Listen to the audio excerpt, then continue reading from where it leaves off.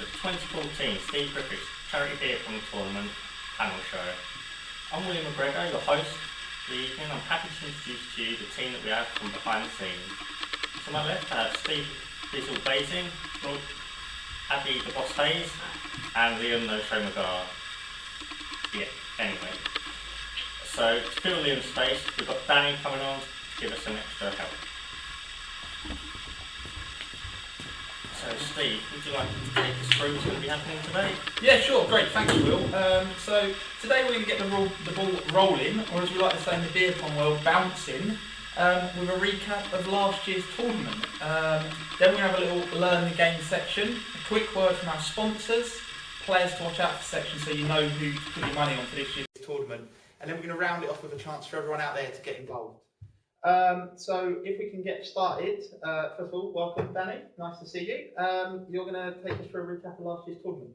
Yeah, so unfortunately I wasn't there last year, but I'm sure everybody who was there last year will remember it was a great year. We had more teams, which meant more games for everybody, and we had a great Christmas vibe going on. Everybody coming in with Christmas jumpers and lots of shops on the tables. So there was 18 teams that took place in our tournament, with one winning team. Now, that winning team walked away with the lovely beer pong shield, and out of the 8 teams seeded from the first tournament, only one team failed to make the quarterfinals again this year. But we won't say who that team was. Team Beast. Oh.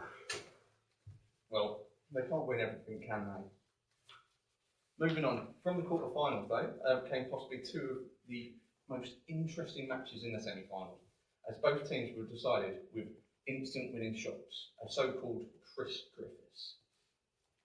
One of those teams and one of those players who made that shot was Nick Tarbart. And the other one was yourself, Steve. Yeah, it was a great moment. Both may have involved a bit of luck, and they both hit off the opposing team before ending up in the cups in their hands. But we like to think that they meant it. Did you, Steve? Well, we'll let those at home decide that. It was so early in the game for Steve, yourself, and your partner that it led to a 7-0 win. Yeah. But you were happy about that? I was delighted. I mean, I owed a lot to Abby's skills as well. You know, I'll take all the credit. Good teamwork. I did hit the winning shot. And this was made even more impressive by the fact that only one other game in the whole tournament was won by such a large margin. The games everyone cares about though is the final, and this involved 2 of the lower rated seeds, Thomas McGregor and Nick Tarbart, against yourself, Abby, and yourself, Steve.